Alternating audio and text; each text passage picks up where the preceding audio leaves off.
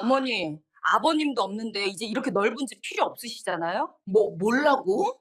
내일 당장 집 빼세요. 제가 20만 원짜리 반지하 계약해내서요. 며느리 오미연의 차디찬 목소리가 장례식을 마치고 돌아온 집안에 메아리 쳤습니다. 남편을 하늘나라로 보낸 지 겨우 3시간밖에 지나지 않은 상황이었습니다. 박은숙은 도저히 믿기지 않는다는 표정으로 며느리를 응시했습니다. 40년이라는 세월 동안 정들어 살던 집에서 쫓겨나게 될 줄은 꿈에도 몰랐습니다. 그때 며느리 오미연은 전혀 예상하지 못했습니다. 자신이 방금 저지른 이 행동이 앞으로 얼마나 끔찍한 결과를 불러일으킬지 말입니다. 그럼 어머니 박은숙이 반지하로 이사가면서 이패륜 아들 며느리에게 어떻게 시원하게 복수하는지 지금부터 그 기가 막히고 코가 막힌 이야기 들려드리겠습니다. 그럼 사연 보름달 오늘의 사연 바로 시작하겠습니다. 사흘 전 아산병원 중환자실에서 박은숙의 남편 박철민은 마지막 숨을 거두고 있었습니다. 병명은 폐암이었습니다. 산소호흡기의 단조로운 소리만이 고요한 병실을 채우고 있었고 석양빛이 창문 너머로 스며들어 남편의 수척한 얼굴을 붉게 물들이고 있었습니다. 박은숙은 40년간 동고동락해온 남편의 손을 꼭 잡고 있었습니다. 그 손은 이젠 너무도 가벼워져서 마치 깃털 같았습니다. 은수가, 박철민이 간신히 눈을 뜨며 힘겹게 말했습니다. 목소리는 거의 들리지 않을 정도로 약했습니다. 여보, 말씀하지 마세요. 힘드실 텐데요. 하지만 박철민은 마지막 기력을 짜내듯 말을 이어갔습니다. 먼저 떠나서 정말 미안하다.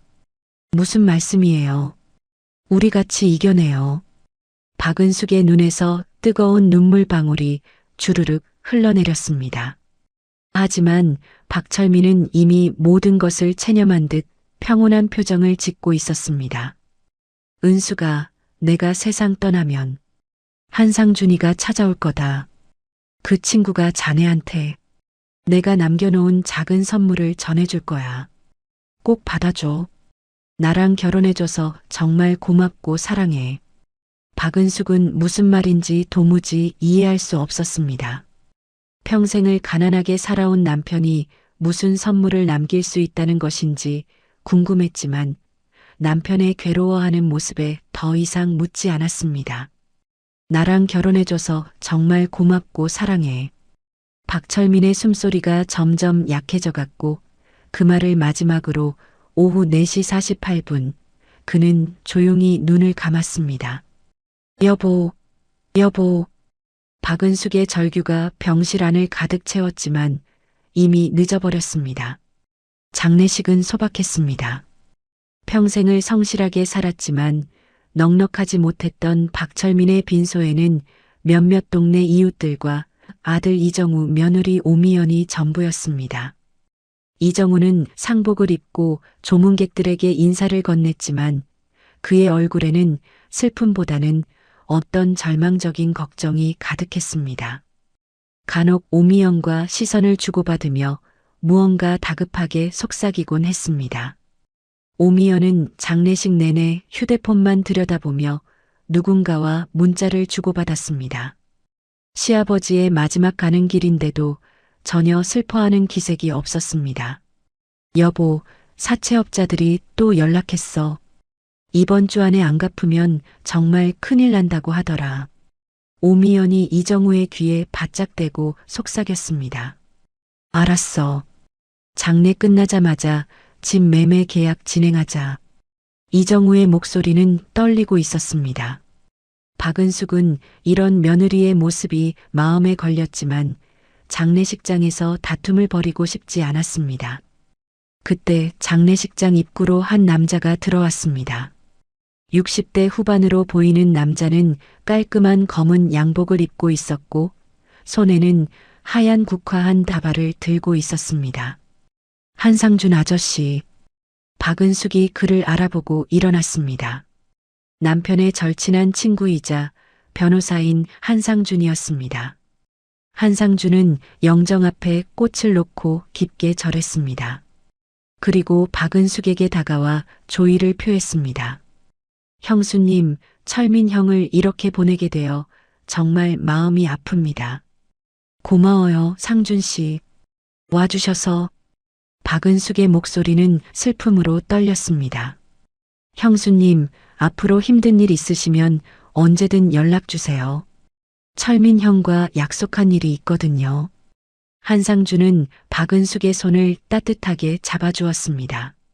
그리고 이정우와 오미연에게도 간단히 인사를 나눴지만 두 사람의 어딘지 급박한 분위기를 예리하게 관찰했습니다. 장례를 마치고 박은숙이 집으로 돌아온 것은 저녁 늦은 시간이었습니다. 40년을 함께 살던 집은 이제 남편이 없으니 너무나 적막했습니다. 박은숙은 안방에 홀로 앉아 남편의 유품들을 바라봤습니다. 낡은 시계, 읽다 만 신문, 그리고 항상 머리맡에 두던 안경까지 모든 것이 그대로인데 남편만 없었습니다. 바로 그때 갑자기 가슴 한쪽이 묵직하게 아파오면서 숨이 가빠왔습니다. 박은숙은 손으로 가슴을 짚으며 깊게 숨을 들이마셨습니다. 몇 달 전 받았던 진단이 떠올랐습니다. 급성 간부전증. 의사가 심각한 표정으로 했던 말들이 생생하게 기억났습니다. 하루라도 빨리 간이식을 받으셔야 합니다. 가족분들부터 검사를 해봐야겠어요. 이식을 받지 못하면 1년을 넘기기 힘들 것 같습니다. 하지만 그때 남편도 이미 병원에 입원해 있어서 박은숙은 혼자서만 이 사실을 알고 있었습니다. 남편에게 걱정을 끼치고 싶지 않아서 끝내 말하지 못했던 것입니다. 이제 남편은 세상을 떠났고 자신도 시한부 인생을 살고 있다는 현실이 더욱 절망적으로 다가왔습니다. 이틀 후 한상준이 박은숙의 집을 찾아왔습니다. 형수님, 안녕하세요. 철민 형이 저에게 부탁한 게 있어서 왔습니다. 한상준은 작은 봉투 하나를 꺼내 박은숙에게 건넸습니다. 이게 뭐예요? 형이 형수님께 꼭 전해달라고 했습니다. 중요한 거라고 하시더라고요. 필요할 때 언제든지 연락 주십시오. 형수님. 박은숙은 떨리는 손으로 봉투를 받았습니다. 봉투 안에는 남편의 친필로 쓰인 작은 쪽지가 들어 있었습니다. 은수가 우리가 즐겨보던 사진첩을 봐. 박은숙은 쪽지를 읽었지만 정신없는 상황 속에서 그 의미를 깊이 생각할 여유가 없었습니다. 바로 그날 저녁 이정우와 오미연이 집으로 찾아왔습니다. 두 사람의 표정은 그 어느 때보다 심각했습니다. 어머니, 저희가 말씀드릴 게 있어요. 이정우가 조심스럽게 입을 열었습니다. 뭔데, 정우야? 사실은 제가 사업에 실패했어요. 그래서 사채를 썼는데 이자가 눈덩이처럼 불어나서 감당이 안 되는 상황이에요. 박은숙의 얼굴이 창백해졌습니다. 얼마나 되는데? 7억 정도인데 이번 주 안에 갚지 못하면 정말 큰일이 날 것 같아요. 오미연이 말을 이어받았습니다. 그래서 어머니, 죄송하지만 이 집을 팔아야 할 것 같아요. 어머니 혼자 계시기에는 너무 넓기도 하고요. 어차피 아버님도 이제 없는데 이렇게 큰 집이 필요하세요? 저희 진짜 죽게 생겼어요. 그럼 나는 어디서 살라는 거니? 박은숙의 목소리가 떨렸습니다. 반지하 하나 계약해뒀어요. 월세 20만 원인데 시설도 나름 괜찮고 어머니 혼자 지내시기엔 충분해요. 오미연의 목소리는 차갑고 사무적이었습니다. 박은숙은 할 말을 잃었습니다. 남편을 떠나보낸 지 며칠도 안 되어 40년을 살던 집에서도 쫓겨나게 되었습니다. 정우야, 내가 정말 내 아들이니? 아버지 장례도 제대로 치르지 못했는데 벌써 이런 얘기를 하다니. 박은숙의 눈에서 뜨거운 눈물이 주르륵 흘러내렸습니다. 이정우는 고개를 푹 숙인 채 오미연의 눈치를 계속 보며 대답하지 못했습니다. 오미연이 차갑게 말했습니다. 어머니, 현실을 받아들이세요. 자식이 죽게 생겼다는데 이깟집 하나 못 팔아주시는 거예요? 우리도 살아야 해요. 정말로 사채업자들이 언제 집으로 찾아올지 몰라요. 그렇다고 나이 먹은 이 엄마를 반지하로 내쫓는 게 말이 되니? 오미연은 답답한 듯 언성을 높이며 막말을 했습니다. 그럼 당신 아들이랑 며느리 이렇게 죽게 놔둘 거예요? 오미연의 말에 박은숙은 더 이상 할 말이 없었습니다. 이정우와 오미연은 서로 눈빛을 주고받더니 일어났습니다. 어머니, 그럼 이틀 후까지 짐 정리하시고 준비해 주세요. 계약서는 제가 알아서 처리할게요. 오미연이 차갑게 말하며 가방을 들었습니다. 정우야. 박은숙이 아들을 불렀지만 이정우는 고개도 돌리지 않은 채 오미연을 따라 현관문을 나섰습니다. 문이 닫히는 소리와 함께 집안은 다시 정막에 휩싸였습니다. 박은숙은 혼자 거실에 남아 멍하니 앉아 있었습니다. 그날 밤 박은숙은 잠을 이룰 수 없었습니다. 남편의 죽음, 자신의 병, 그리고 집에서 쫓겨나는 현실까지 모든 것이 한꺼번에 무너져 내리는 기분이었습니다. 그때 박은숙은 몰랐습니다. 한상준이 전해준 쪽지 속에 자신의 운명을 완전히 바꿀 비밀이 숨어 있다는 것을, 그리고 이 절망적인 상황이 곧 놀라운 반전을 맞게 될 것이라는 사실을 말입니다. 이사 당일 박은숙은 40년간 쌓아온 추억들을 작은 박스 몇 개에 담아야 했습니다. 새벽 6시부터 시작된 짐 정리는 오후까지 이어졌습니다. 결혼 반지, 아들의 어린 시절 사진, 남편과 함께 찍은 몇 장의 사진들, 평생의 기억들이 고작 박스 5개에 담겼습니다. 이정우는 이삿짐 센터 직원들과 함께 큰 가구들을 옮기는 일에만 신경 쓸 뿐 어머니의 감정에는 전혀 관심을 보이지 않았습니다. 어머니, 빨리 정리하세요. 오후에 집 보러 오는 사람이 있어요. 오미연은 시계를 들여다보며 재촉했습니다.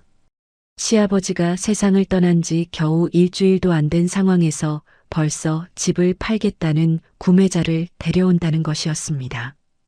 박은숙은 마지막으로 안방을 둘러봤습니다. 남편과 함께 웃고 울었던 공간, 아들을 키우며 밤새 간병했던 추억들이 고스란히 남아 있었습니다. 벽지 한 귀퉁이에는 이정우가 어릴 적 크레용으로 그린 낙서 자국이 아직도 희미하게 남아 있었습니다. 어머니 가요. 이정우가 조심스럽게 말했지만 그의 목소리에는 죄책감보다는 급박함이 더 묻어 있었습니다. 반지하로 이사를 간 박은숙이 마주한 현실은 상상보다 훨씬 참담했습니다. 지하로 내려가는 좁은 계단을 따라 내려간 반지하는 겨우 7평 남짓했습니다. 천장은 낮았고 벽면 곳곳에는 습기로 인한 얼룩들이 번져 있었습니다. 작은 창문으로는 사람들의 발목만 보일 뿐이었고 곰팡이 냄새가 코를 찔렀습니다. 어머니, 여기서 지내시면 돼요. 보일러도 나오고 화장실도 있어요. 오미연이 마치 큰 호의를 베푸는 것처럼 말했습니다. 박은숙은 작은 창문으로 내다보이는 회색 콘크리트 벽과 지나가는 사람들의 발을 바라봤습니다. 40년간 살던 아늑한 집의 마당에서 보던 꽃들과는 너무나 대조적인 모습이었습니다. 하늘 한 조각도 제대로 보이지 않는 이 공간에서 앞으로 살아야 한다는 현실이 가슴을 짓눌렀습니다. 월세는 매달 20만 원이에요. 그리고 관리비가 별도로 5만 원 나와요. 오미연이 차갑게 덧붙였습니다. 박은숙의 가슴이 무너져 내렸습니다.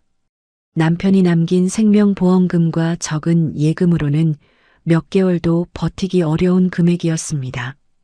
이정우와 오미연이 떠난 후 박은숙은 혼자 반지하에 남겨졌습니다. 박스 5개와 함께 앉아있는 자신의 모습이 너무나 초라했습니다. 습기 찬 공기와 곰팡이 냄새가 숨을 막혔고 머리 위로 들려오는 발걸음 소리가 마치 자신을 짓밟는 것 같았습니다. 그때 갑자기 가슴 한쪽이 콕콕 쑤시며 아파왔습니다. 숨이 가빠지고 어지러움이 몰려왔습니다. 박은숙은 급히 벽에 기대어 앉으며 가슴을 움켜쥐었습니다. 몇 달 전 의사가 했던 말이 다시 떠올랐습니다. 빨리 가족 중에 감기증자를 찾아야 합니다. 그렇지 않으면 1년을 넘기기 힘들 것 같습니다. 의사의 차갑고 정확한 진단이 귓가에 맴돌았습니다. 박은숙은 생각했습니다.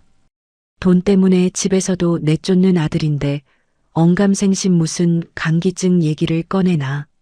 박은숙은 남편이 떠나고 그렇게 삶의 의욕조차 잃어가고 있었습니다. 박은숙은 약봉지를 꺼내간 기능 개선제를 입에 털어 넣었습니다.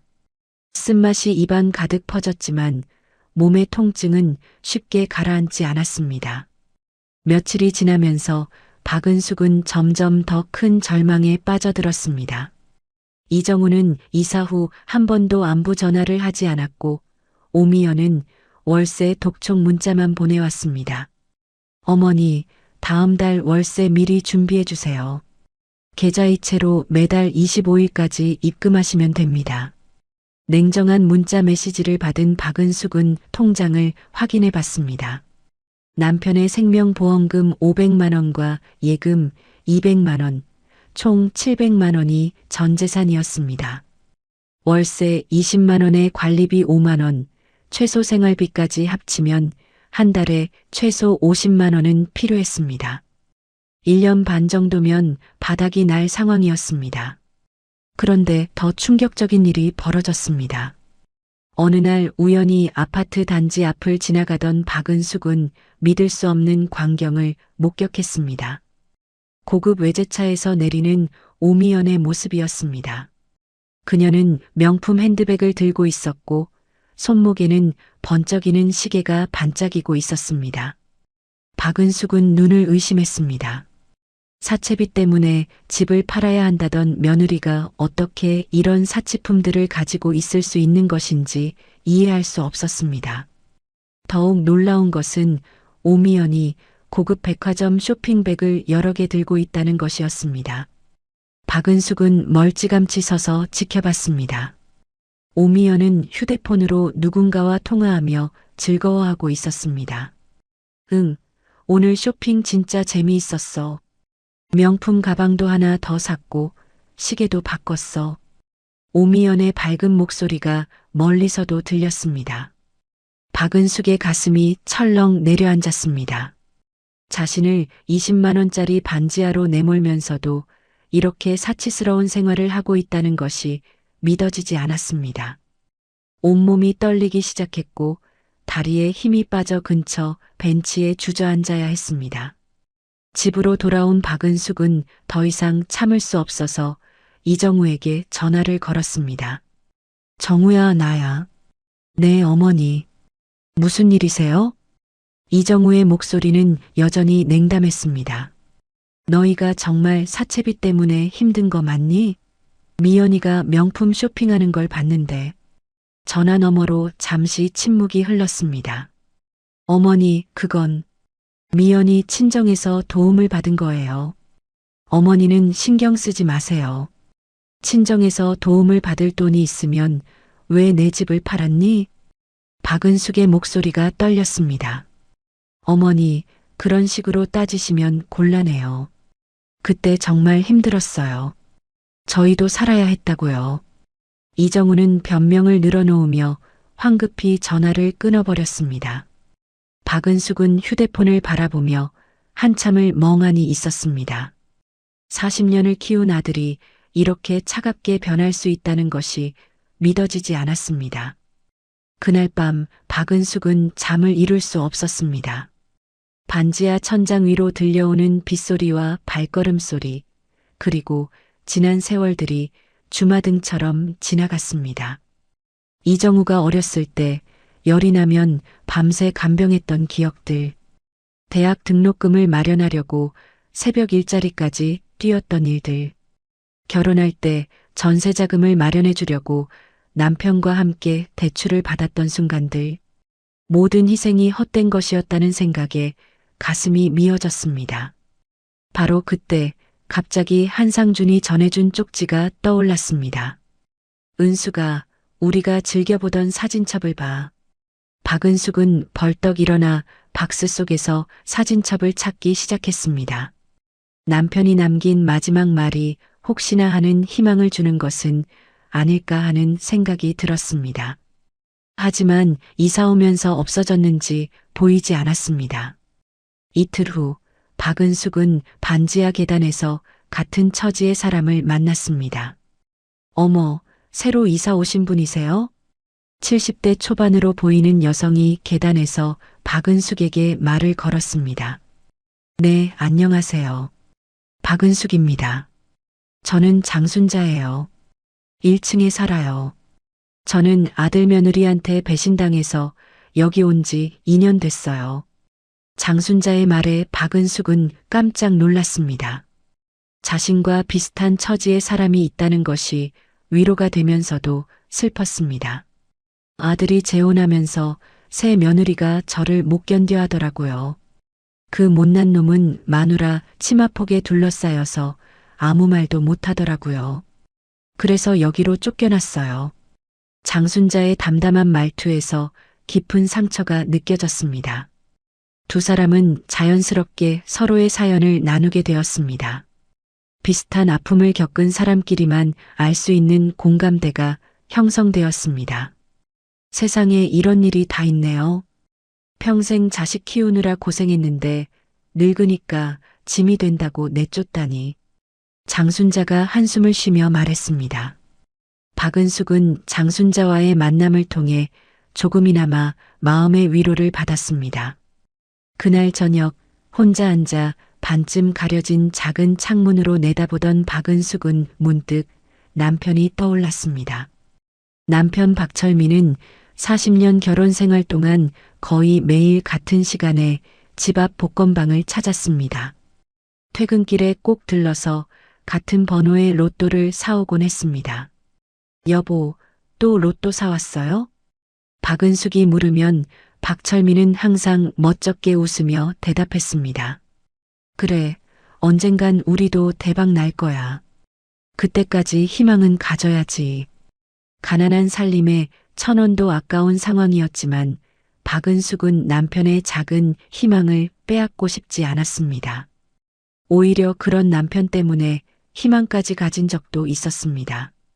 매주 토요일 밤이면 박철민은 로또 당첨 번호를 확인하며 아쉬워했지만 다음 주가 되면 또다시 희망에 차서 복권방을 찾곤 했습니다. 그런 남편의 순수한 모습도 지금은 너무나 그리웠습니다. 당신 로또를 사면서 멋쩍게 웃던 그 모습이 보고 싶네요. 박은숙의 눈가에 눈물이 맺혔습니다.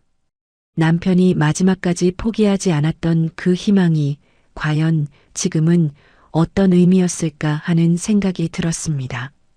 며칠 후 박은숙은 다시 사진첩을 찾아보려 혼자 조용히 사진첩을 펼쳐볼 결심을 했습니다. 하지만 몸의 상태는 점점 더 안 좋아졌습니다. 며칠 후 박은숙은 혼자 조용히 다시 사진첩을 찾아보았습니다. 이사 올 때 아직 안 풀었던 박스를 뜯어보니 그 사진첩이 있었습니다. 남편이 마지막으로 남긴 메시지에 혹시나 하는 희망을 걸어보고 싶었습니다. 도대체 뭐가 있길래 상준 씨한테 쪽지까지 건네주면서 알려주고 싶었던 건지 궁금했습니다. 그때 박은숙은 몰랐습니다.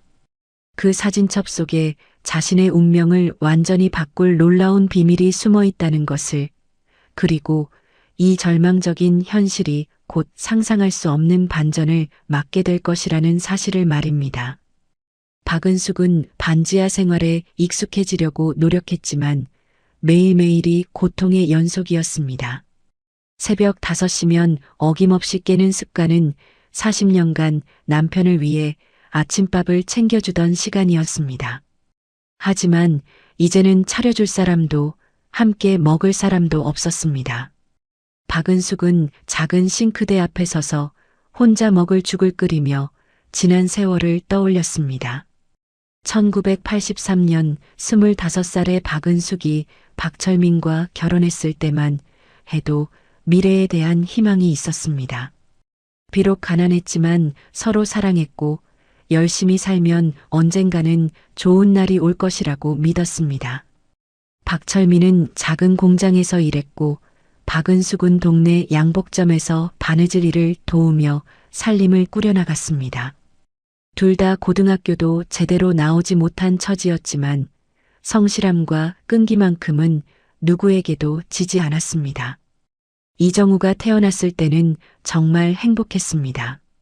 비좁은 반지하 월세방에서도 아이의 울음소리가 들리면 모든 고생이 사라지는 것 같았습니다.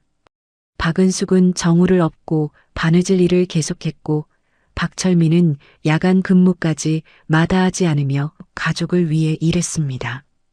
그때는 힘들어도 함께라서 견딜 수 있었습니다. 정우가 초등학교에 들어갈 때 박은숙은 처음으로 큰 결심을 했습니다. 아이만큼은 제대로 교육시켜서 자신들과는 다른 삶을 살게 해주고 싶었습니다. 여보, 정우 학원 보내야 하지 않을까요? 학원비가 얼마나 드는데? 한 달에 5만 원이래요. 당시 박철민의 월급이 30만 원이던 시절 5만 원은 결코 작은 돈이 아니었습니다. 하지만 두 사람은 망설이지 않고 정우를 학원에 보냈습니다. 박은숙은 새벽 4시에 일어나 시장에서 채소 다듬는 일을 추가로 시작했습니다. 하루 종일 일해도 손에 남는 돈은 얼마 되지 않았지만 정우가 공부하는 모습을 보면 모든 피로가 사라졌습니다. 중학교, 고등학교를 거치면서 교육비는 점점 더 많이 들었습니다. 참고서가, 학원비, 과외비까지. 박은숙과 박철민은 자신들을 위해서는 한 푼도 쓰지 않으면서 정우의 교육을 위해서라면 무엇이든 했습니다. 대학 입학 때는 정말 큰 고비였습니다. 등록금이 500만 원이나 되었는데 그때까지 모은 돈으로는 턱없이 부족했습니다. 여보, 대출 받아야겠어요. 이자가 너무 높은데. 그래도 정우 교육만큼은 포기할 수 없어요. 박은숙은 남편과 함께 은행을 찾아다니며 대출을 받았습니다. 4년 동안의 대학 등록금과 생활비를 위해 받은 대출금은 3천만 원에 달했습니다. 그때부터 박은숙의 하루는 더욱 빠듯해졌습니다. 새벽 3시에 일어나 김치 공장에서 일하고 오후에는 청소 일을 하고 저녁에는 바느질 일을 했습니다. 박철민도 주간 근무를 마치고 야간 경비 일을 추가로 했습니다. 이런 생활이 몇 년간 계속되었지만 두 사람은 불평하지 않았습니다. 정우가 좋은 대학을 졸업하고 대기업에 취직했을 때는 그동안의 고생이 모두 보상받는 기분이었습니다. 엄마, 아빠 정말 고생 많으셨어요. 이제부터는 제가 모실게요. 정우가 첫 월급을 받아다 주며 했던 말이 지금도 생생했습니다. 그때는 정말 행복했습니다. 아마 남편이 매일같이 로또를 샀던 게 이즈음부터였던 것 같습니다. 주변의 친구가 로또 2등에 당첨된 걸 본 후부터 거의 하루도 안 빠지고 샀었지요. 박은숙은 그냥 버리는 돈으로 생각해 아까웠지만 그렇게 작은 희망에 사는 남편의 모습이 좋아 보였습니다. 하지만 정우가 오미연과 결혼한 후부터 모든 것이 달라지기 시작했습니다. 오미연은 처음부터 시어머니를 탐탁지 않게 여겼습니다. 박은숙의 투박한 말투와 시골스러운 행동들이 자신의 체면을 깎아내린다고 생각했습니다. 정우야, 어머니가 너무 우리 일에 간섭하시는 것 같아. 그래도 우리 엄마인데. 엄마는 엄마고 우리는 우리야. 조금 거리를 두는 게 좋겠어. 오미연의 말에 정우는 점점 어머니와 멀어져 갔습니다. 명절에도 얼굴 보기 어려워졌고 안부 전화도 뜸해졌습니다. 박은숙은 그런 변화가 서운했지만 며느리와 갈등을 만들고 싶지 않아서 참았습니다. 아들이 행복하면 그것으로 족하다고 생각했습니다. 몇 년 전 정우가 사업을 시작한다고 했을 때 박은숙과 박철민은 망설이지 않고 도움을 주었습니다.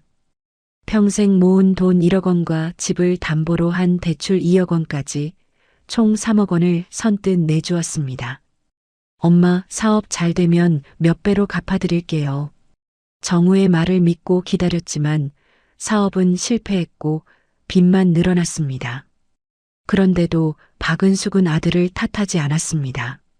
바로 그때 옆방에서 노크 소리가 들렸습니다. 은숙 씨 계세요? 장순자의 목소리였습니다. 박은숙은 급히 눈물을 닦고 문을 열었습니다. 순자 씨, 어떻게 왔어요? 아침 드셨나 해서요. 제가 미역국 끓였는데 같이 드시지 않을래요?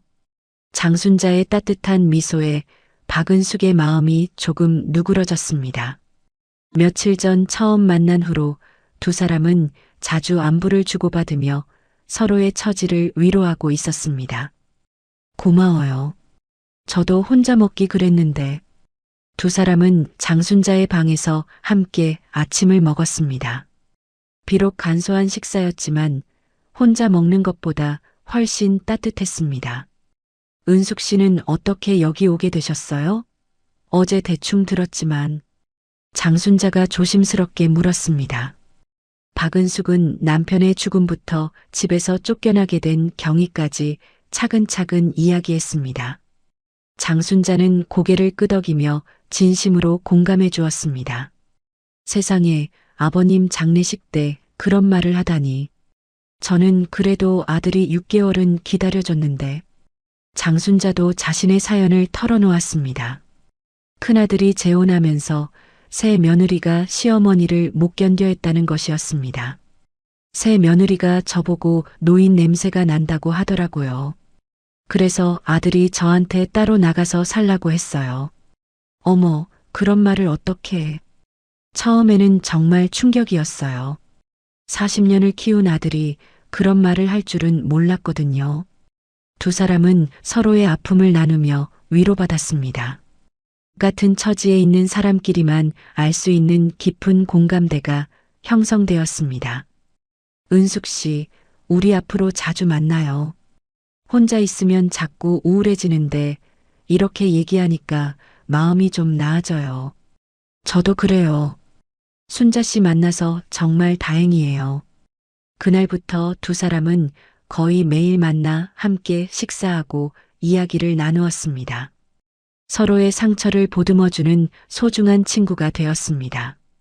며칠 후 박은숙은 장순자와 함께 동네 산책을 나갔습니다.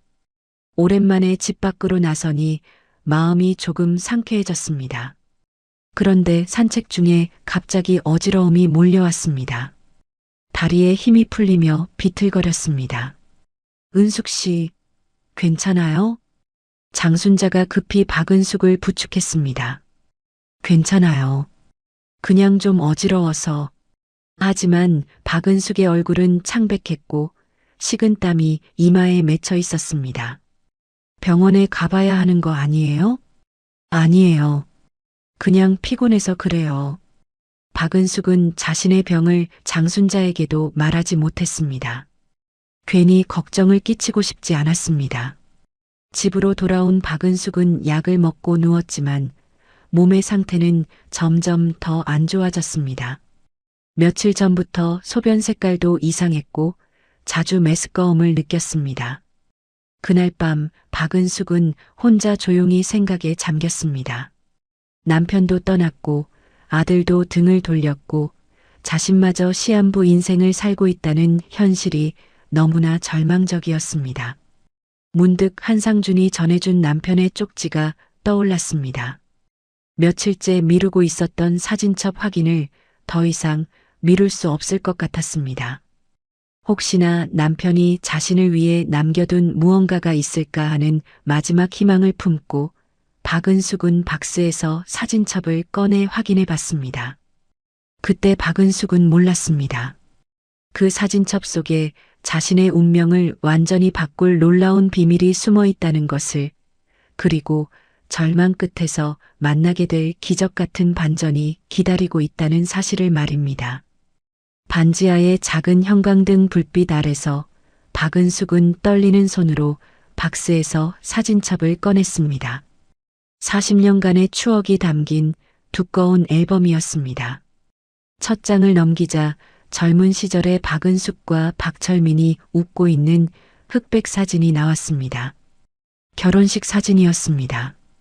그때는 가난했지만 눈빛만큼은 희망으로 가득했었습니다. 박은숙의 눈가에 눈물이 맺혔습니다. 그 시절로 돌아갈 수만 있다면 얼마나 좋을까 하는 생각이 들었습니다. 두 번째, 세 번째 페이지에는 어린 정우의 사진들이 가득했습니다. 돌잔치 사진, 첫 걸음마를 떼는 사진, 초등학교 입학식 사진까지 박은숙과 박철민이 얼마나 정우를 사랑했는지 알 수 있는 소중한 기록들이었습니다. 네 번째 페이지에서 박은숙은 잠시 손을 멈췄습니다. 정우의 대학 졸업식 사진이 있었습니다. 학사모를 쓴 정우와 자랑스러워하는 부모의 모습이 생생했습니다. 그때는 정말 행복했는데 박은숙은 중얼거리며 다음 페이지를 넘겼습니다. 다섯 번째 페이지를 펼치는 순간 박은숙의 눈이 동그랗게 커졌습니다. 사진첩 사이에 조심스럽게 끼워져 있는 것은 다름 아닌 로또 용지였습니다. 하얀 종이에 검은 사인펜으로 색칠한 숫자들이 또렷하게 보였습니다. 박은숙은 급히 로또 용지를 꺼내어 자세히 살펴봤습니다. 1018회차 구매일자는 6개월 전이었습니다. 이게 뭐지? 왜 남편이 이걸 여기에? 박은숙은 혼란스러웠습니다. 박철민이 평생 로또를 사왔지만 한 번도 큰 당첨이 된 적이 없었습니다. 그런데 왜 이 로또 용지만 따로 사진첩에 보관해 둔 것일까요? 박은숙은 급히 휴대폰을 꺼내 인터넷에 접속했습니다. 설마, 아니겠지? 손이 너무 떨려서 화면을 제대로 터치하기도 어려웠습니다. 로또 1018회차 당첨번호를 검색했습니다. 검색 결과가 나오는 순간 박은숙은 숨이 멎는 것 같았습니다. 로또 용지의 번호와 당첨번호가 정확히 일치했습니다. 3, 19, 21, 25, 37, 45 완벽하게 맞아떨어졌습니다. 어머나, 이게 정말. 박은숙은 다시 한번 그리고 또 한 번 번호를 확인했습니다. 하지만 결과는 같았습니다. 1등 당첨이 확실했습니다. 당첨 금액을 확인하는 순간 박은숙은 그 자리에 주저앉고 말았습니다. 120억 원. 평생 상상도 해본 적 없는 거대한 금액이었습니다. 박은숙의 머릿속이 하얗게 변했습니다. 당신, 그렇게나 매일 사더니 결국 당첨이 된 거야? 박은숙의 목소리는 떨리고 있었습니다. 남편이 마지막에 한 말이 떠올랐습니다. 내 작은 선물을 받아줘. 작은 선물이라고 했지만 이것은 상상할 수 없을 만큼 큰 선물이었습니다. 박은숙은 로또 용지를 가슴에 꼭 안고 한참을 울었습니다. 기쁨과 슬픔, 그리고 믿을 수 없다는 감정이 뒤섞여 복잡한 마음이었습니다. 잠시 후 박은숙은 마음을 가다듬고 다시 인터넷을 검색했습니다. 몇 번이고 1018회차 당첨번호 3, 19, 21, 25, 37, 45를 수십 번을 더 확인했습니다. 몇 번을 봐도 정확하게 일치했습니다. 마음이 좀 진정이 된 후 박은숙은 정신을 차리고 로또 당첨금 수령 방법과 기한을 알아봤습니다. 검색 결과 로또 당첨금은 당첨일로부터 1년 이내에 수령해야 한다는 것을 알 수 있었습니다. 1018회차 추첨일이 6개월 전이었으니 아직 6개월의 시간이 남아 있었습니다. 하지만 박은숙은 즉시 당첨금을 받으러 가지 않았습니다. 너무나 큰 충격 때문에 정신을 차리기 어려웠고 무엇보다 이 사실을 어떻게 해야 할지 알 수 없었습니다. 며칠 동안 박은숙은 이 비밀을 혼자만 간직하고 있었습니다. 장순자에게도 그 누구에게도 말하지 않았습니다. 120억이라는 돈이 있다면 모든 문제가 해결될 수 있었습니다. 병원비 걱정도 없고 반지하에서 나가서 좋은 곳에서 살 수도 있었습니다. 무엇보다 아들의 사채빚도 쉽게 해결해 줄 수 있었습니다. 하지만 박은숙은 복잡한 마음이었습니다. 자신을 20만 원짜리 반지하로 내몬 아들과 며느리에게 이 사실을 알려야 하는지 확신이 서지 않았습니다. 이때 쪽지를 주면서 남편의 친구 한상준이 한 말이 떠올랐습니다. 필요할 때 언제든지 연락 주십시오. 형수님. 며칠 후 박은숙은 장순자와 함께 동네 마트에 장을 보러 갔습니다. 평소와 다름없는 일상이었지만 박은숙의 마음속에는 엄청난 비밀이 자리하고 있었습니다. 은숙 씨, 요즘 표정이 좀 밝아진 것 같아요. 무슨 좋은 일 있어요? 장순자가 눈치 빠르게 물었습니다. 아니에요. 그냥 순자 씨 덕분에 마음이 좀 편해져서 그런 것 같아요. 박은숙은 애써 자연스럽게 대답했습니다. 마트에서 장을 보는 동안 박은숙은 가격표를 보며 새로운 감정을 느꼈습니다. 예전에는 몇백 원 차이에도 신경 쓰며 가장 싼 것만 골라야 했는데 이제는 그런 걱정을 하지 않아도 되는 상황이 되었습니다. 하지만 박은숙은 여전히 조심스럽게 장을 봤습니다. 갑자기 생활 패턴이 바뀌면 장순자가 의심할 수도 있었기 때문입니다. 집으로 돌아오는 길에 박은숙은 문득 이정우가 보고 싶어졌습니다. 120억이 있다는 사실을 알면 아들이 어떤 반응을 보일지 궁금했습니다. 하지만 동시에 두려운 마음도 들었습니다. 혹시 아들과 며느리가 돈 때문에 자신에게 접근하는 것은 아닐까 하는 걱정이었습니다. 그날 저녁 박은숙은 혼자 조용히 생각했습니다. 남편이 왜 이 로또 용지를 사진첩에 숨겨두었을까? 그리고 자신에게 무엇을 바라는 것일까? 박은숙은 남편의 마음을 이해할 것 같았습니다. 평생 가난하게 살았지만 가족을 사랑했던 박철민이 마지막으로 남긴 선물이었습니다. 하지만 이 선물을 어떻게 사용해야 할지는 여전히 고민이었습니다. 아들에게 모든 것을 나눠주어야 하는지 아니면 자신을 위해 사용해야 하는지 확신이 서지 않았습니다. 며칠 후 박은숙은 우연히 이정우를 마주쳤습니다. 동네 마트 앞에서였습니다. 어머니, 여기서 뭐 하세요? 이정우는 박은숙을 보고 놀란 표정을 지었습니다. 장 보러 왔다. 너는? 저도 급한 게 있어서 잠깐 왔어요. 이정우의 얼굴에는 여전히 걱정이 가득했습니다. 집을 팔아서 사채빚을 갚았을 텐데도 표정이 좋지 않아 보였습니다.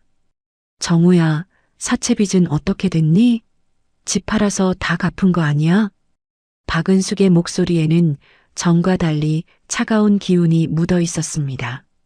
그게 집값으로는 일부밖에 못 갚았어요. 아직도 많이 남았거든요. 이정우의 목소리에는 깊은 절망이 묻어 있었습니다. 그런데 미연이는 명품 쇼핑은 또 어떻게 하고 다니니? 친정에서 도와준다더니 그럼 사채빚도 친정에서 도와주면 되잖아. 박은숙의 말에 이정우는 당황한 표정을 지었습니다. 그건 그때는 특별한 경우였고, 특별한 경우? 내 어머니를 20만 원짜리 반지하에 내모는 것보다 명품 가방이 더 특별하다는 거니? 박은숙의 목소리가 점점 차갑게 변했습니다. 이정우는 대답하지 못하고 고개만 떨궜습니다. 정우야, 40년을 키운 어머니보다 3년 산 며느리가 더 소중한 거니? 어머니, 그런 게 아니라. 그럼 뭐니? 나는 짐이고 미연이는 가족이라는 거야? 박은숙의 말에 이정우는 할 말을 잃었습니다. 그는 변명조차 제대로 하지 못한 채 어물어물했습니다. 어머니는 반지하 생활 어떠세요? 불편한 건 없으시고? 이정우가 어색하게 화제를 돌리려 했습니다. 불편하지, 당연히. 40년 살던 집에서 쫓겨났는데 편할 리가 있나? 박은숙의 대답은 단호했습니다. 죄송해요. 상황이 나아지면. 됐다. 내가 선택한 거잖아. 나는 이제 남이니까 신경 쓰지 마. 대화는 더 이상 이어지지 않았습니다. 이정우는 부담스러운 분위기를 견디지 못하고 서둘러 자리를 떠났습니다. 박은숙은 아들의 뒷모습을 차갑게 바라봤습니다. 120억이 있다는 사실을 알면 어떻게 변할지 뻔히 보였습니다. 그래서 더욱 말하고 싶지 않았습니다. 그날 밤 박은숙은 다시 한번 로또 용지를 꺼내어 바라봤습니다. 작은 종이 한 장이지만 이것이 자신의 인생을 완전히 바꿀 수 있는 힘을 가지고 있었습니다. 당신 정말 큰 선물이면서 숙제를 남기고 가셨네요. 박은숙은 남편의 영정 사진을 바라보며 중얼거렸습니다. 오미연은 시어머니의 변화를 계속 예의주시하고 있었습니다. 며칠 전 마트에서 본 박은숙의 장바구니가 자꾸 신경 쓰였습니다. 평소라면 절대 사지 않을 비싼 식재료들이 들어 있었고 무엇보다 박은숙의 표정이 예전과 달랐습니다. 오미연은 이정우에게 자신의 의심을 털어놓았습니다. 여보, 어머니가 뭔가 숨기고 있는 것 같아. 무슨 소리야? 어머니가 뭘 숨겨? 그게 요즘 너무 여유로워 보인다고. 돈 걱정 없는 사람 같다고. 이정우는 아내의 말을 대수롭지 않게 여겼습니다. 에이, 그럴 리 없어. 어머니가 뭔 돈이 있다고. 하지만 오미연의 의심은 날이 갈수록 커져만 갔습니다. 일주일 후 결정적인 순간이 왔습니다. 박은숙이 장순자와 함께 동네 병원에 다녀온 사이 오미연이 몰래 반지하로 침입한 것입니다. 어머니 방에 뭔가 숨겨둔 것이 있을 거야. 오미연은 조심스럽게 방문을 열고 들어갔습니다. 먼저 서랍부터 뒤지기 시작했습니다. 옷장, 화장대, 침대 밑까지 샅샅이 뒤졌지만 특별한 것은 없었습니다. 포기하려던 그때 속옷 서랍 깊숙한 곳에서 작은 봉투를 발견했습니다. 이게 뭐지? 오미연은 떨리는 손으로 봉투를 열었습니다. 그 안에서 나온 것은 로또 용지였습니다. 처음에는 별것 아니라고 생각했습니다. 시아버지가 평생 로또를 사왔다는 것을 알고 있었기 때문입니다. 하지만 용지를 자세히 보는 순간 오미연의 눈이 동그랗게 커졌습니다. 1018회차. 이게 언제 추첨이었지? 오미연은 급히 휴대폰으로 로또 당첨 번호를 검색했습니다. 손이 떨려서 제대로 터치하기도 어려웠습니다. 검색 결과가 나오는 순간 오미연은 그 자리에 주저앉았습니다. 로또 용지의 번호와 당첨 번호가 정확히 일치했습니다. 1등 당첨이었습니다. 120억. 120억이라고? 오미연의 목소리가 떨렸습니다. 평생 만져볼 수 없는 거대한 돈이었습니다. 심장이 쿵쾅거리며 마치 터질 것만 같았습니다. 오미연은 몇 번이고 당첨번호를 확인했으나 번호는 완벽하게 일치했습니다. 오미연은 급히 로또 용지를 다시 봉투에 넣어 원래 자리에 놓았습니다. 하지만 마음은 온통 120억 생각뿐이었습니다. 집으로 돌아간 오미연은 이정우에게 이 사실을 알렸습니다. 여보, 큰일 났어. 왜? 무슨 일이야? 어머니가 로또에 당첨되셨어. 뭐? 그게 무슨 소리야? 이정우는 믿을 수 없다는 표정을 지었습니다. 정말이야. 120억이라고. 내가 직접 확인했어. 오미연의 말에 이정우의 얼굴이 창백해졌습니다. 순간 복잡한 감정들이 교차했습니다.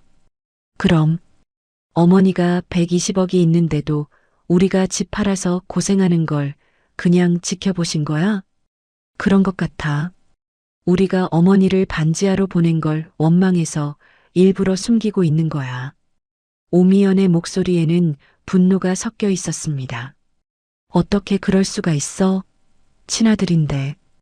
이정우도 점점 화가 나기 시작했습니다. 그날부터 오미연의 태도는 완전히 달라졌습니다. 겉으로는 극진한 효부를 연기하기 시작했습니다.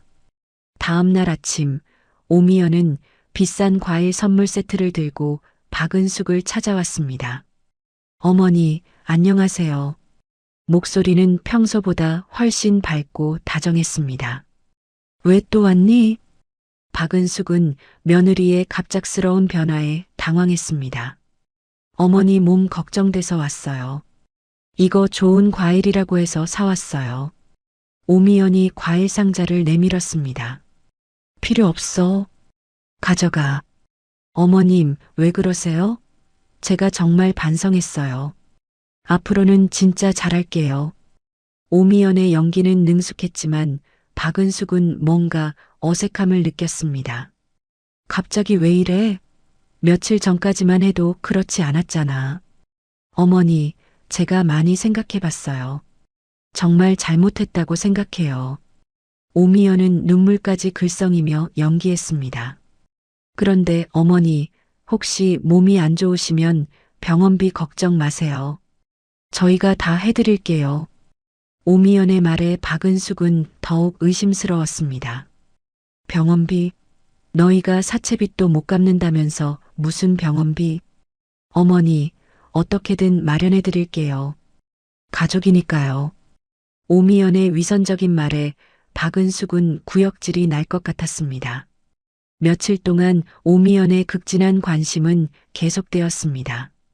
매일 음식을 가져오고 청소를 해주고 안부를 물었습니다. 하지만 박은숙은 며느리의 진짜 속마음을 알 수 있었습니다. 오미연의 눈빛에서 탐욕을 느꼈기 때문입니다. 어느 날 오미연이 노골적으로 말을 꺼냈습니다. 어머니, 혹시 아버님이 뭔가 남겨두신 것이 있나요? 무슨 소리야? 아니, 그냥 혹시 숨겨둔 적금이나 그런 것이 있을까 싶어서요. 오미연의 질문에 박은숙은 확신했습니다. 며느리가 무언가를 알고 있다는 것을. 그런 거 없어. 평생 가난하게 산 사람이 뭘 남겨둬. 박은숙은 시치미를 뗐습니다. 그런데 어머니, 요즘 생활비는 정말 괜찮으세요? 혹시 어디서 도움 받으시는 건 아니죠? 왜 자꾸 그런 걸 물어보니? 걱정돼서 그래요. 혹시 무리하시는 건 아닌가 싶어서. 오미연의 거짓 관심에 박은숙은 화가 났습니다. 그날 저녁 박은숙은 장순자에게 이 상황을 털어놓았습니다. 순자 씨, 며느리가 뭔가 눈치챈 것 같아요. 어떻게요? 갑자기 태도가 180도 바뀌었어요. 매일 와서 극진하게 모시는 척하면서 계속 돈 얘기만 해요. 장순자는 심각한 표정을 지었습니다. 은숙 씨, 위험해요. 분명히 로또 용지를 찾아낸 것 같은데요? 저도 그런 생각이 들어요. 그런데 어떻게 알았을까요? 혹시 방에 몰래 들어온 건 아닐까요? 장순자의 말에 박은숙은 소름이 돋았습니다. 그럴 리가. 설마. 은숙 씨, 지금 당장 확인해 보세요. 박은숙은 급히 속옷 서랍을 열어봤습니다. 로또 용지는 그대로 있었지만 봉투의 위치가 미묘하게 달라져 있었습니다. 순자 씨, 정말로 뒤진 것 같아요. 박은숙의 목소리가 떨렸습니다. 그럼 이제 어떻게 하죠?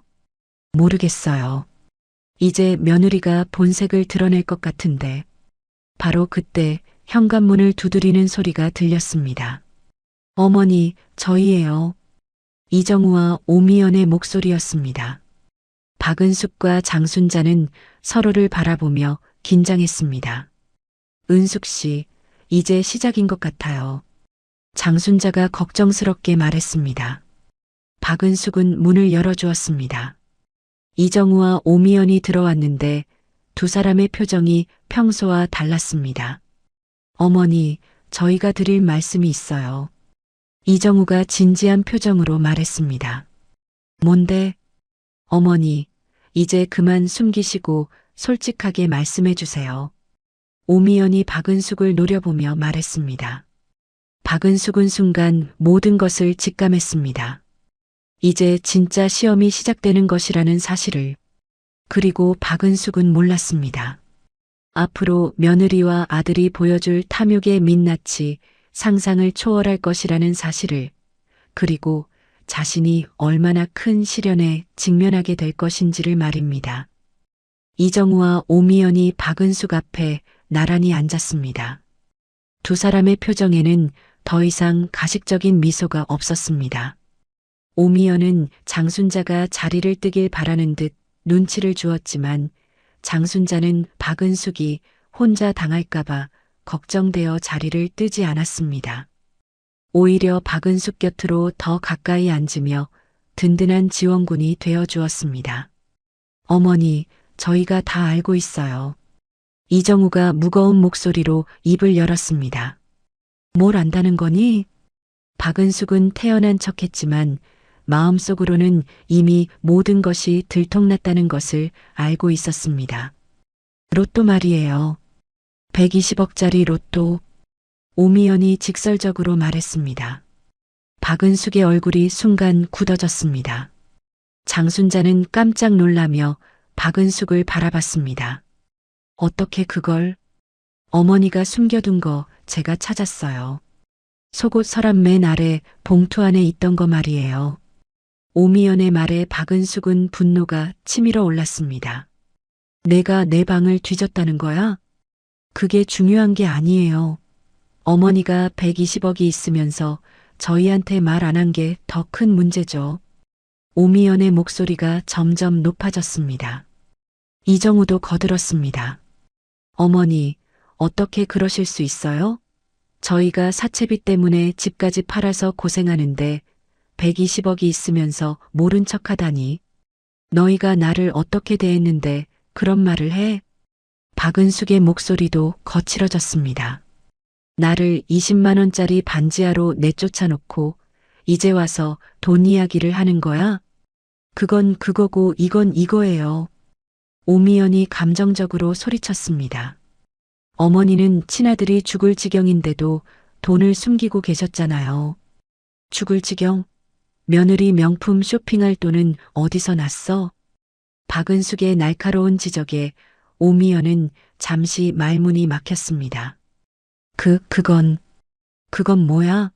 430만 원짜리 액세서리 살 돈은 있으면서 시어머니 병원비는 없다는 거야? 박은숙의 추궁에 오미연은 얼굴이 빨갛게 달아올랐습니다. 어쨌든 그 돈은 가족 돈이에요. 어머니 혼자 가질 수 없어요. 오미연의 본색이 드러나기 시작했습니다. 이정우도 아내 편에 섰습니다. 어머니, 미연이 말이 맞아요. 아버지가 남긴 돈이면 당연히 상속받을 권리가 있잖아요. 상속? 아직 내가 살아있는데 무슨 상속 이야기야? 박은숙은 아들의 변한 모습에 충격을 받았습니다. 어머니, 그게 아니라 법적으로 정리를 해두자는 말이에요. 이정우가 애매하게 둘러댔습니다. 오미연은 더욱 노골적이었습니다. 어머니, 솔직히 말해요. 그 돈으로 뭘 하려고 하세요? 혼자서 다 쓸 건가요? 내 돈인데 내가 어떻게 쓰든 상관없잖아. 상관없어요? 정우가 사채업자들한테 시달리고 있는데? 오미연의 목소리에 분노가 가득했습니다. 장순자는 그 광경을 지켜보며 소름이 돋았습니다.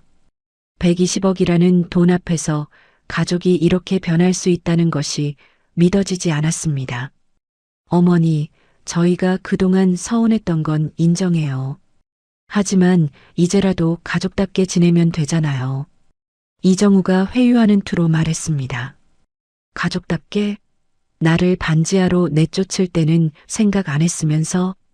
어머니, 계속 그 얘기만 하시면 어떡해요. 이제 좋은 집으로 모시겠다니까요. 오미연이 짜증스럽게 말했습니다. 좋은 집? 내 돈으로? 당연하죠. 어차피 가족 돈인데. 오미연의 뻔뻔함에 박은숙은 말문이 막혔습니다. 미연아, 내가 지금 무슨 말을 하는 거니? 사실대로 말하는 거예요. 그 돈은 원래 저희 것이어야 하는 돈이에요. 오미연의 탐욕이 적나라하게 드러났습니다. 이정우도 점점 본심을 드러내기 시작했습니다. 어머니, 저희도 한계예요. 사채업자들이 매일 독촉하고 이자만 해도 월 1,000만 원이에요. 그래서 어머니가 도와주셔야죠. 가족이니까. 이정우의 말에 박은숙은 허탈했습니다. 가족이라고? 가족이라는 게 120억 때문에 생긴 거야? 어머니, 왜 이렇게 매정하게 나오세요? 오미연이 울먹이는 척했지만 눈에는 눈물이 없었습니다. 매정한 건 누구야? 월세 20만 원짜리로 내쫓았으면서 뭘 더 뺏을 게 있다고 시어머니 방을 몰래 뒤진 게 매정한 거 아니야? 박은숙의 지적에 오미연은 뻔뻔하게 대답했습니다. 뒤져서 다행이에요. 안 그랬으면 어머니가 계속 숨기고 계셨을 텐데. 숨기는 게 아니라 너희를 믿을 수 없어서 그런 거야. 믿을 수 없다고요? 친아들인데? 이정우가 억울하다는 듯 말했습니다. 친아들이 어머니를 반지하로 내쫓나? 박은숙의 말에 이정우는 할 말이 없었습니다. 오미연이 노골적으로 요구하기 시작했습니다. 어머니, 이제 그만하시고 로또 수령 절차 밟아요. 저희가 다 도와드릴게요. 내가 언제 수령하겠다고 했니? 왜요? 안 받으실 건가요? 그럴 수도 있지. 박은숙의 말에 오미연의 얼굴이 창백해졌습니다. 어머니, 농담 그만하세요. 120억을 안 받겠다고요? 내 마음이야. 말도 안 돼요. 그 돈은 저희 것이라고요.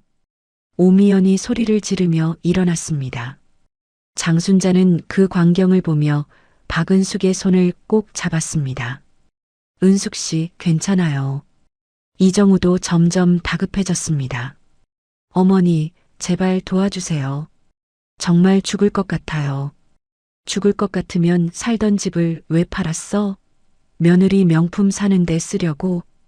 박은숙의 냉정한 말에 이정우는 아무 말도 할 수 없었습니다. 오미연은 더욱 노골적으로 협박하기 시작했습니다. 어머니, 법적으로 따져봐도 저희한테 상속권이 있어요. 상속권? 내가 아직 살아있는데? 그래도 저희가 권리가 있다고요. 오미연의 뻔뻔함에 박은숙은 더 이상 참을 수 없었습니다. 권리? 의무는 다 버리고 권리만 찾으려는 거야? 어머니, 계속 그런 식으로 나오시면 저희도 어쩔 수 없어요. 오미연의 협박성 발언에 장순자가 끼어들었습니다. 이게 뭐 하는 짓이에요? 노인을 이렇게 몰아세우면 어떡해요? 장순자 씨는 빠지세요. 가족 일이에요. 오미연이 장순자에게 날카롭게 말했습니다. 박은숙은 마침내 결심했습니다. 알겠다. 너희가 어떤 사람들인지 확실히 알겠어. 어머니, 그럼 수령 절차 밟으시겠다는 거예요? 오미연의 눈이 반짝였습니다. 그게 아니라 너희와는 더 이상 상관없이 살겠다는 뜻이야. 박은숙의 단호한 말에 이정우와 오미연의 얼굴이 일그러졌습니다. 오미연이 갑자기 벌떡 일어나며 소리쳤습니다.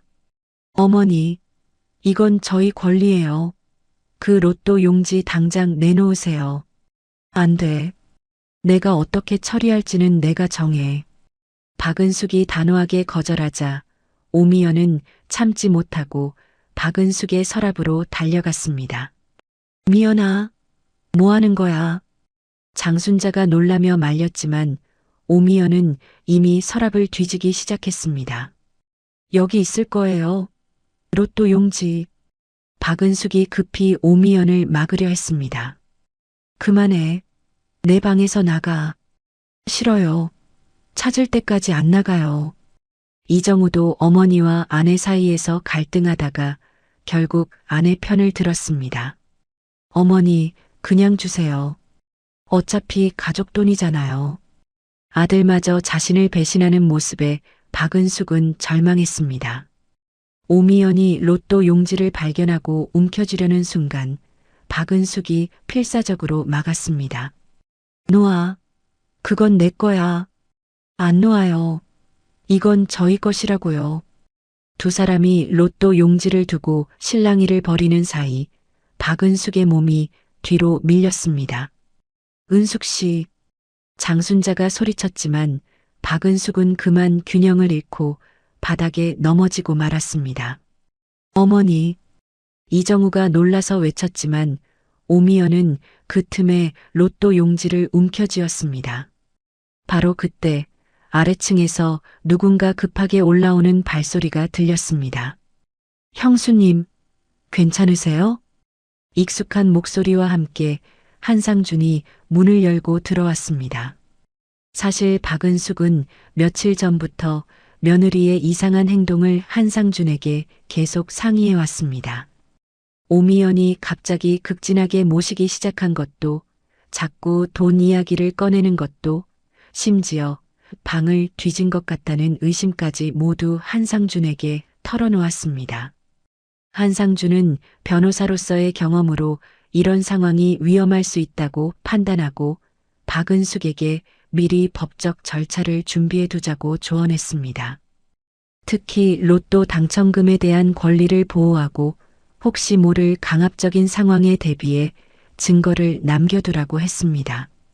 그리고 오늘 이정우와 오미연이 함께 온다는 연락을 받고는 위험할 수 있으니 제가 가겠습니다라며 급히 달려온 것이었습니다.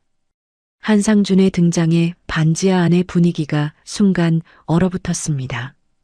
오미연은 로또 용지를 손에 쥔 채 굳어 있었고 이정우는 당황한 표정으로 한상준을 바라봤습니다.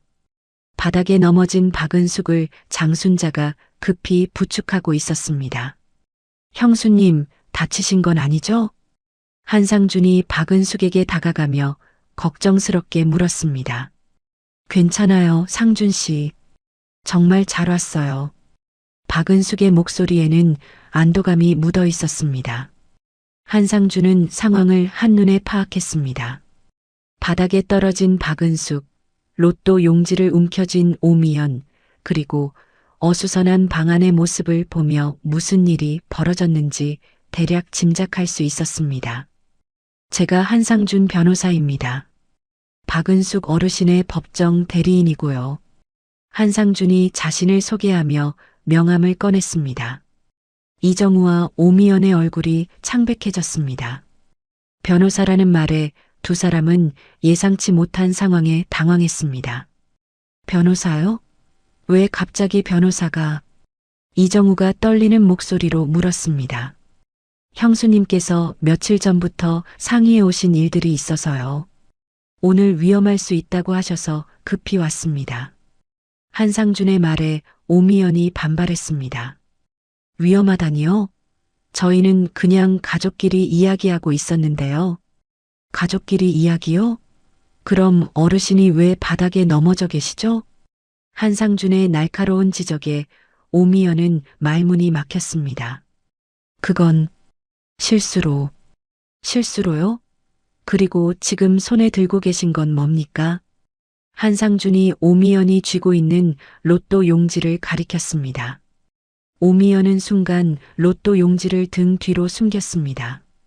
이건 저희 것이에요. 저희 것이라고요? 법적 근거가 있나요? 한상준의 차분하지만 위압적인 질문에 이정우가 끼어들었습니다. 변호사님, 이건 저희 아버지가 남기신 거예요. 당연히 상속받을 권리가 있죠. 상속받을 권리요? 박은숙 어르신이 아직 살아계시는데 무슨 상속 이야기를 하시는 겁니까? 한상준의 말에 이정우는 할 말을 잃었습니다. 한상준은 박은숙을 부축해 의자에 앉히며 말했습니다. 형수님, 괜찮으세요? 병원에 가봐야 하는 건 아니죠? 괜찮아요. 고마워요, 상준 씨. 박은숙이 한상준의 손을 꼭 잡았습니다. 오미연은 여전히 로또 용지를 놓지 않고 있었습니다. 어머니가 뭐라고 하셨는지 모르겠지만 이건 정말 저희 것이에요. 아버지가 남기신 거라고요. 한상준이 서류 가방에서 몇 장의 문서를 꺼냈습니다. 그렇다면 이 문서들을 보시죠. 무슨 문서인데요? 이정우가 긴장하며 물었습니다. 박은숙 어르신의 재산에 대한 법적 보호 조치입니다. 며칠 전에 미리 준비해둔 것들이죠.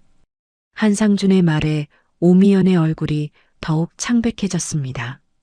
법적 보호 조치라니 무슨 말씀이세요? 간단히 말씀드리면 어르신의 재산에 대한 강압적 접근이나 협박을 방지하는 조치입니다. 이미 관할 경찰서와 법원에 신고가 되어 있습니다. 한상준의 설명에 이정우와 오미연은 충격을 받았습니다. 신고요? 저희를 신고하셨다고요? 이정우가 믿을 수 없다는 표정으로 물었습니다. 아직 신고는 아니고 예방 조치입니다. 하지만 지금 상황을 보니 신고가 필요할 것 같네요. 한상준이 휴대폰을 꺼내는 신용을 하자 오미연이 다급해했습니다. 잠깐요. 신고는 무슨... 저희가 뭘 잘못했다고. 로또 용지를 강제로 빼앗으려 한 것, 어르신을 넘어뜨린 것, 무단 침입해서 사적 공간을 뒤진 것. 이 정도면 충분히 고발 사유가 됩니다. 한상준의 차분한 설명에 이정우와 오미연은 말을 잇지 못했습니다. 장순자는 그 광경을 지켜보며 속으로 안도했습니다. 박은숙을 혼자 보내지 않기를 잘했다는 생각이 들었습니다. 오미연이 마지막 발악을 했습니다. 변호사님, 저희도 권리가 있어요. 이건 가족 재산이라고요. 가족 재산이라고요? 그럼 가족의 의무는 다 하셨나요? 한상준의 반문에 오미연은 당황했습니다. 의무요? 박은숙 어르신을 20만 원짜리 반지하로 내쫓은 것, 병원비 지원을 거부한 것, 이런 것들 말입니다. 권리만 주장하시고 의무는 외면하셨죠. 한상준의 지적에 이정우는 고개를 숙였습니다. 그건 저희도 사정이 있으시면서 며느리분은 명품 쇼핑은 하셨죠? 430만 원짜리 액세서리 구매 내역도 확인했습니다. 한상준의 정확한 정보에 오미연은 경악했습니다. 어떻게 그걸?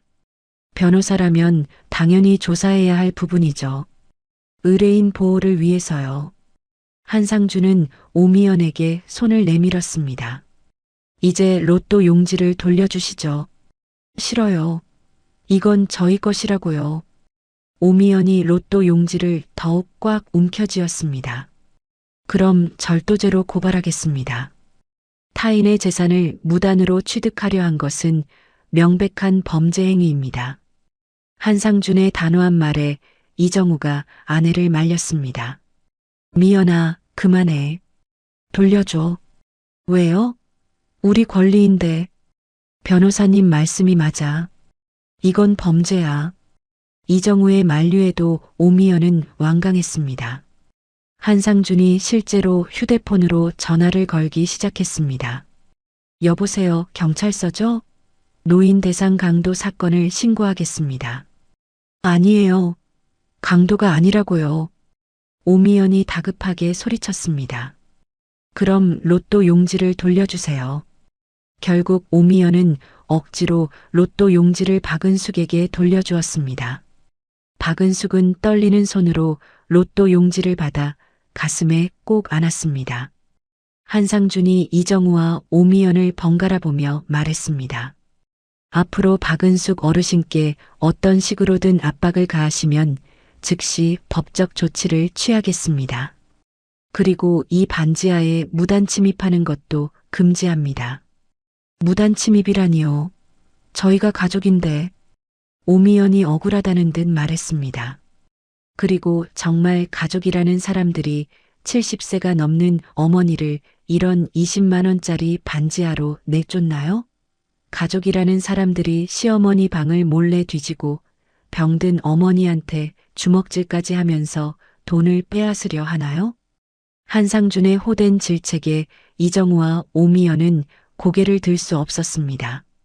가족이면 보호해야 할 분을 이렇게 괴롭히고 평생 모은 재산을 강탈하려 하는 게 가족이 할 일입니까? 한상준의 날카로운 말에 오미연의 얼굴이 빨갛게 달아올랐습니다. 변호사님이 뭘 안다고 그런 말을. 제가 뭘 모른다고요? 40년을 고생해서 아들 키운 어머니가 말년에 이런 대접받는 걸 모른다고요? 이제 나가주시죠. 한마디라도 더 하면 진짜 경찰 부르겠습니다. 한상준의 단호한 말에 이정우와 오미연은 어쩔 수 없이 자리를 떴습니다. 문이 닫힌 후 박은숙은 한상준에게 깊은 감사를 표했습니다. 상준 씨, 정말 고마워요. 당신이 없었으면 어떻게 됐을지. 형수님, 그런 말씀 마세요. 철민 형님한테 받은 은혜에 비하면 진짜 아무것도 아니에요. 앞으로도 제가 형수님한테 아무 일 없이 도와드리겠습니다. 그런데 이제부터가 진짜 시작입니다. 저들이 쉽게 포기하지 않을 것 같아요. 한상준의 말에 박은숙은 불안감을 느꼈습니다. 아직 더 큰 시련이 기다리고 있다는 예감이 들었습니다. 이정우와 오미연이 떠난 후 며칠 동안 박은숙의 몸 상태는 급격히 악화되었습니다. 한상준이 집으로 돌아간 후 박은숙은 갑자기 심한 복통을 느꼈습니다. 지난번보다 훨씬 더 강렬한 통증이었습니다. 은숙 씨, 괜찮아요? 장순자가 급히 박은숙을 부축했습니다. 아이고, 배가 너무 아파요. 박은숙의 얼굴이 창백해지고 식은땀이 흘러내렸습니다. 장순자는 급히 119에 신고했고 박은숙은 응급실로 실려갔습니다. 병원에서 받은 진단은 충격적이었습니다. 간부전이 많이 진행되었습니다. 이제 정말 시간이 얼마 남지 않았어요. 담당 의사 이정훈의 표정이 심각했습니다. 얼마나 남았나요? 박은숙이 떨리는 목소리로 물었습니다. 간이식을 받지 않으면 길어야 4-5개월 정도입니다. 그것도 확신할 수 없고요. 의사의 냉정한 진단에 박은숙은 절망감을 느꼈습니다. 가족 중에 기증 가능한 분이 계시나요? 생체 간이식이 가장 확실한 방법입니다. 아니요. 전 가족이 없습니다. 박은숙은 며칠 전 벌어진 일을 떠올리며 고개를 저었습니다. 은숙 씨, 그래도 생명이 걸린 일인데 말씀하셔야죠. 장순자가 박은숙을 설득했지만 박은숙은 완강했습니다. 안 돼요. 그 아이들한테는 절대 말하고 싶지 않아요. 왜요? 아무리 서운한 일이 있었어도 목숨보다 중요한 게 어디 있어요? 순자 씨는 몰라요. 그 아이들이 어떤 마음으로 120억을 바라보는지.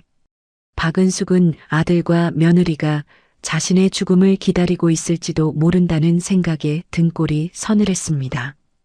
그래도 은숙 씨, 정말 위험한 상황이에요. 의사 선생님 말씀 들었잖아요. 장순자의 간곡한 설득에도 박은숙은 끝까지 거부했습니다. 이틀이 지나도록 박은숙은 아들에게 연락하지 않았습니다.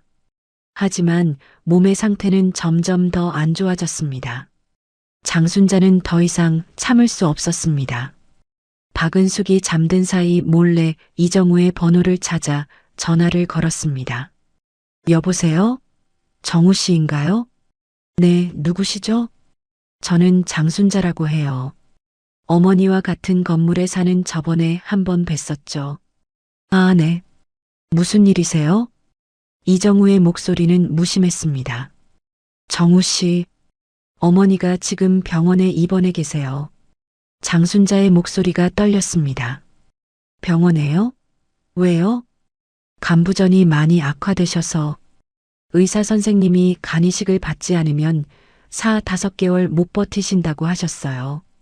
전화 너머로 이정우의 놀란 숨소리가 들렸습니다. 네, 그게 무슨 소리예요?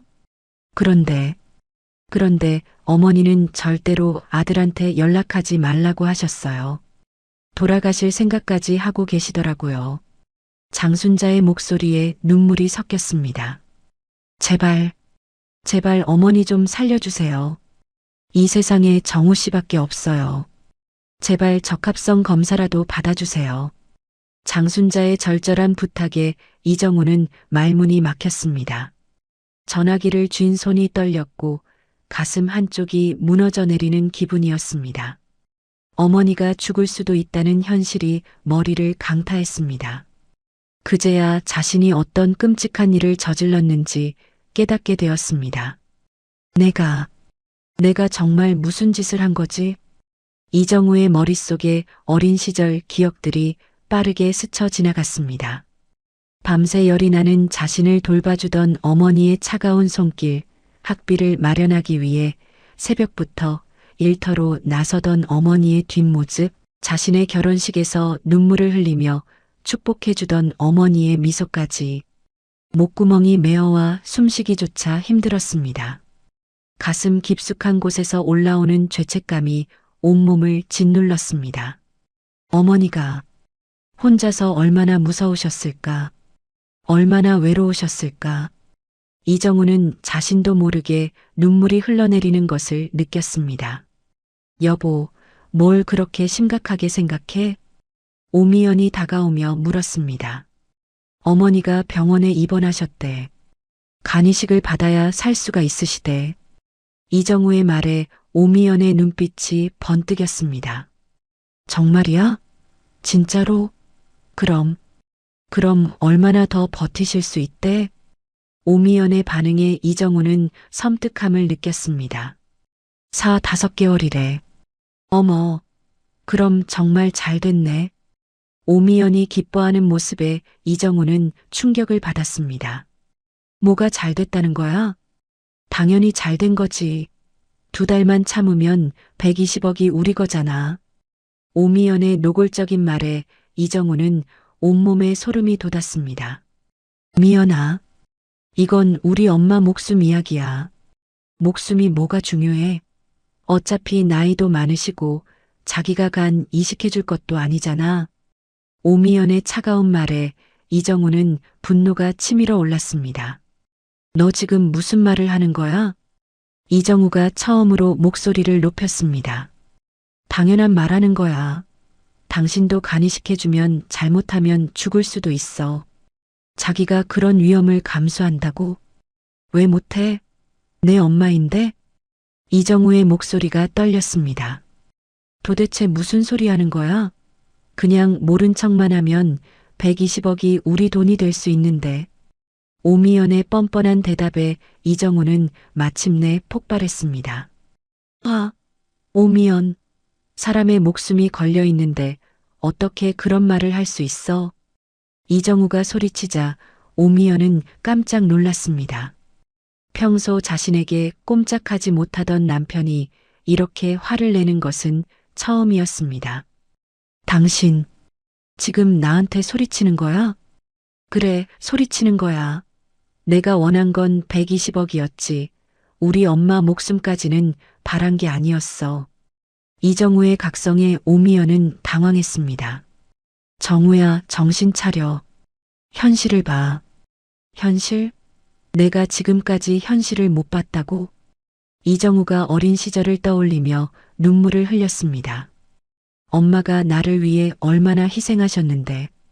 밤새 병원에서 간병하시고 등록금 마련하려고 새벽부터 일하시고. 이정우의 목소리가 흔들렸습니다. 그런 엄마를 내가 어떻게 죽음으로 내몰 수 있어? 돈이 아무리 많아도 엄마 목숨과 바꿀 수는 없어. 오미연은 남편의 변화에 당황하며 마지막 카드를 꺼냈습니다. 그럼 우리는 어떻게 해? 사채업자들이 매일 독촉하는데. 그건 우리가 해결할 문제야. 엄마 목숨을 담보로 할 수는 없어. 이정우는 결심한 듯 일어났습니다. 어디 가는 거야? 병원에 가서 간이식 검사 받을 거야. 이정우의 단호한 말에 오미연의 얼굴이 창백해졌습니다. 정말 미쳤구나. 120억을 포기한다고? 120억보다 중요한 게 있어.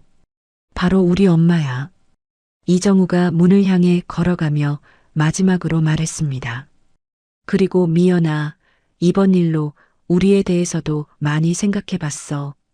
우리가 어머니한테 한 짓들이 진짜 사람이 할 짓인지 너도 다시 한번 생각해 봐. 오미연은 믿을 수 없다는 표정으로 남편을 바라봤습니다. 그때 이정우는 몰랐습니다. 자신의 선택이 진정한 가족의 의미를 깨닫게 해줄 것이라는 사실을, 그리고 어머니와의 관계가 완전히 새롭게 시작될 것이라는 사실을 말입니다. 다음 날 아침 이정우가 병원 문을 열고 들어섰을 때 박은숙은 깜짝 놀랐습니다. 정우야? 어떻게 여기를? 박은숙은 장순자가 전화한 것을 모르고 있었습니다. 어머니, 왜 말씀 안 해주셨어요? 이정우의 목소리에는 깊은 후회가 묻어 있었습니다. 장순자는 조용히 자리를 피해 주었습니다. 모자가 진솔한 대화를 나눌 수 있도록 배려한 것입니다. 말해서 뭐해? 어차피 내가 도와줄 것도 아니고 자식한테 부담 주기도 싫었다. 박은숙은 여전히 서운함을 감추지 못했습니다. 이정우는 어머니 침대 옆에 무릎을 꿇고 앉았습니다. 어머니, 제가 정말 미쳤었나 봐요. 도대체 제가 어머니한테 무슨 짓을 한 건지 정말 돈에 미쳐서 제정신이 아니었던 것 같아요. 이정우의 목소리가 떨렸습니다. 40년을 고생해서 저를 키워주신 어머니를 20만 원짜리 반지하로 내쫓다니. 저는 정말 사람도 아니었어요. 이정우는 자신의 뺨을 때리며 자책했습니다. 그만해, 정우야. 박은숙이 아들의 손을 잡았습니다. 어머니, 저는 어머니의 용서도 바라지 않아요. 제가 너무 큰 잘못을 했어요. 이정우의 눈에서 눈물이 쏟아져 내렸습니다. 그저 어머니 병이 나으셔서 120억 다 쓰시면서 자유롭게 사시다가 편히 가시면 돼요. 저는 그냥 어머니가 건강해지시는 것만으로도 충분해요. 이정우의 진심 어린 참회에 박은숙도 눈물을 흘렸습니다. 정우야, 그래도 내가 내 아들인데. 어머니, 저간이식 해드릴게요. 그것만은 제가 아들로서 마지막으로 할 수 있는 일인 것 같아요. 이정우는 간 기증적합성 검사를 받았고 다행히 모든 수치가 정상으로 나왔습니다. 어머니, 그리고 미연이와는 잠시 떨어져서 생각해 보기로 했어요. 미연이와? 네, 이번 일로 많은 걸 깨달았어요. 어머니 생명보다 돈이 중요하다는 사람과는 다시 생각해 봐야겠어요. 이정우의 말에 박은숙은 복잡한 마음이었습니다. 수술 날짜가 일주일 후로 정해졌습니다. 그 일주일 동안 이정우는 매일 병원에 와서 어머니를 돌봤습니다. 죽, 과일 등을 직접 준비해 와서 먹여드리고 밤에는 병실에서 함께 잤습니다. 수술 전날 밤 한상준이 병문안을 왔습니다. 형수님, 내일 수술 잘 받으세요. 고마워요, 상준 씨. 당신이 없었으면 어떻게 됐을지. 정우 씨도 정말 많이 변하셨네요. 한상준이 이정우를 바라보며 말했습니다. 늦었지만 제대로 된 깨달음을 얻은 것 같아요. 그날 밤 박은숙은 이정우에게 중요한 이야기를 했습니다. 정우야, 어머니가 120억을 어떻게 쓸지 생각해 봤어. 어머니 마음대로 하세요. 일부는 사회에 기부하려고 해. 병원비 없어서 고생하는 사람들, 나처럼 간이식이 필요한 사람들을 도와주고 싶어. 박은숙의 말에 이정우는 고개를 끄덕였습니다.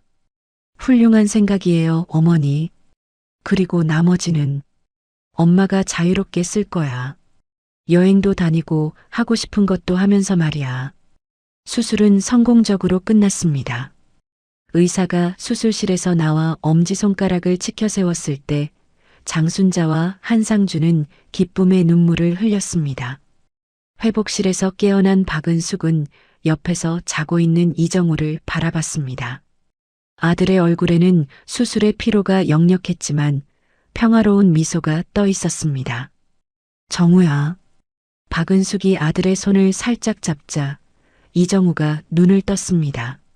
어머니, 깨셨어요? 어떠세요? 괜찮아. 너는? 저도 괜찮아요. 정말 다행이에요. 두 사람은 서로를 바라보며 눈물을 흘렸습니다. 한 달 후 박은숙과 이정우는 퇴원했습니다. 박은숙은 반지하를 나와 새로운 아파트에서 혼자 살기 시작했습니다.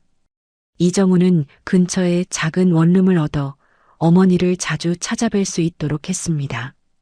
120억 중 절반은 박철민 박은숙 재단을 만들어 사회에 기부했습니다. 간이식이 필요한 환자들과 병원비가 없어 치료받지 못하는 사람들을 돕는 재단이었습니다. 나머지 절반은 박은숙이 자유롭게 사용했습니다. 평생 못 가본 해외여행도 다니고 좋은 음식도 먹고 하고 싶었던 일들을 하나씩 해나갔습니다. 이정우는 사채빚을 자력으로 해결하기 위해 열심히 일했습니다. 어머니의 도움 없이 스스로 문제를 해결하고 싶었습니다. 어느 따뜻한 봄날, 박은숙은 장순자, 한상준과 함께 공원을 산책했습니다. 은숙 씨, 정말 잘 되셨네요. 장순자가 환한 미소로 말했습니다. 순자 씨 덕분이에요. 당신이 정우한테 전화 안 해줬으면 어떻게 됐을지. 뭐요? 당연히 해야 할 일이었어요. 한상준도 거들었습니다. 형수님, 철민 형도 하늘에서 기뻐하실 거예요. 그러게요. 남편이 남긴 작은 선물이 이렇게 큰 변화를 만들어낼 줄이야. 박은숙은 하늘을 바라보며 남편을 그리워했습니다. 그날 저녁 이정우가 어머니를 찾아왔습니다. 어머니, 오늘 하루 어떠셨어요? 응, 순자 씨랑 상준 씨랑 공원 산책했어. 참 좋더라. 그래요? 다행이에요. 이정우는 어머니가 행복해하는 모습을 보며 흐뭇했습니다. 정우야, 미연이는 어때? 아직 생각 중이에요. 서로 시간이 필요한 것 같아요. 그래, 천천히 생각해봐. 창밖으로는 노을이 아름답게 물들어가고 있었습니다. 박은숙은 마음속으로 남편에게 감사 인사를 전했습니다. 여보, 정말 고마워요. 당신이 남긴 선물 덕분에 우리가 다시 가족이 될 수 있었어요. 그때 박은숙은 알았습니다. 남편이 남긴 진짜 선물은 120억이 아니라 진정한 가족의 의미를 깨닫게 해준 것이라는 사실을 말입니다. 마지막으로 영상을 끝까지 봐주셔서 감사합니다. 때로는 돈보다 소중한 것들이 있습니다. 가족의 사랑, 진심 어린 관계, 그리고 서로를 위하는 마음 말입니다. 구독과 좋아요, 알림 설정을 눌러주시면 여러분께도 박은숙처럼 진정한 행복이 찾아올 거예요. 사연 보름달 다음에도 재미있는 사연으로 찾아뵙겠습니다. 항상 건강하시고 행복하세요. 감사합니다.